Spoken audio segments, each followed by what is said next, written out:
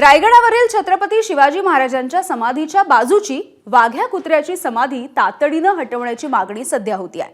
संभाजीराजे छत्रपती यांनी ही मागणी केली आहे आणि याच्या नंतर आता संभाजी ब्रिगेडनं सुद्धा छत्रपती शिवाजी महाराजांच्या समाधीच्या शेजारी अचानकपणे वाघ्या कुत्र्याची समाधी आली कुठून असा सवाल विचारलाय। या आधी सुद्धा ऑगस्ट 2012 मध्ये संभाजी ब्रिगेडने वाघ्या कुत्र्याची ही जी समाधी आहे ती काढून टाका, प्रशासनाने खरतर हे काढून टाकलेलं होतं, मात्र प्रशासनाने तो परत बसवलेला होता।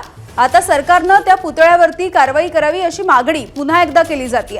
दरम्यान संभाजीराजे छत्रपतींनी केलेल्या मागणीच्या नंतर उपमुख्यमंत्री अजित पवार यांनी देखील यावरती भाष्य केलंय। मला एक कळत नाही हो, छत्रपती शिवाजी महाराज आपल्याला सोडून 1680 ला गेले। 1630 त्यांचा जन्म 1680 ला ते गेले। आता हा सगळा काळ 80 ला गेल्यानंतर आता आपण 2025 मध्ये का असे जुने मुद्दे कुठले तरी काढले जात आहेत?